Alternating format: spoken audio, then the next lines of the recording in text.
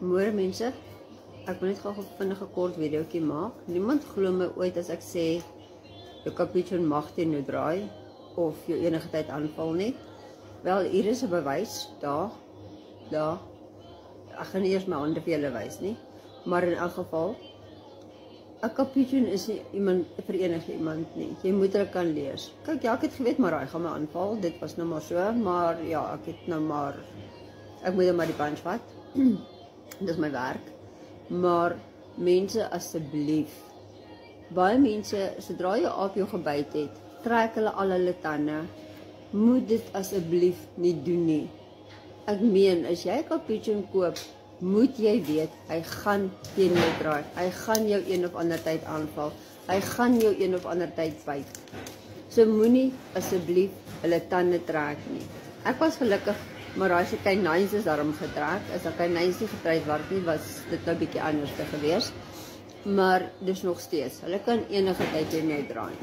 En mense, asseblief, moenie my bel en vra, jy soek 'n capuchon en jy weet absoluut niks van capuchons of enige aapsoorte af nie. Hulle kos tussen R25.000 plus. Dis 'n long life commitment. Hulle word tussen 40 en 45 jaar oud. So ek meen, as jy een wil hê, moet jy committed wees. Dis nie net van 'n babietjie wat jy inbring en die eerste 2 jaar is nice en lekker en al daai dinge en hier van 4-5 jaar af begin jy teen jou draai, hy val jou aan, hy byt dinge uit jou uit. Dit is ongelukkig nie maanskyn en rose om hulle aan te hou nie. Vir my is dit my passie.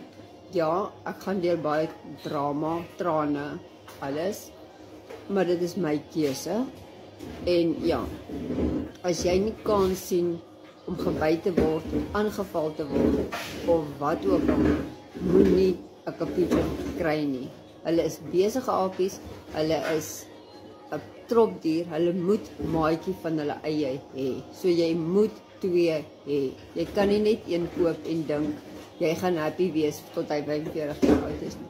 Ja, daar is uitsondering op die reël. Daar is hier en daar 'n aap wat 20-30 jaar oud word sonder om jou een keer aan te val, maar dit is minimaal.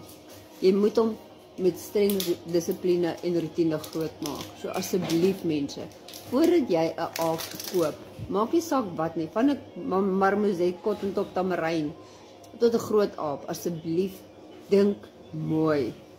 Dit is nie net van jy koop 'n aap en dis dit nie. Ons het gister weer 'n rescue marmosetjie ingekry. Die kind het nog nooit son in sy hele jaar wat hy lewe gesien nie. Ek meen, hulle kry riekes, hulle kry allerhande goeders wat jy nie aan kan dink nie. So asseblief mense, doen julle huiswerk voordat julle enigsins daarin dink om enige aap of eksotiese dier te koop. Onthou, eksotiese diere is wilde diere. Hulle bly wild. Hulle mag dalk die eerste paar maande van die eerste jaar of 2 fantasties wees, maar daarna word hulle wild. Hulle draai teen jou of deel van jou familie.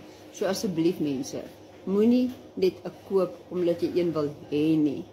Dink daaraan, dit is 'n long life commitment. Dankie.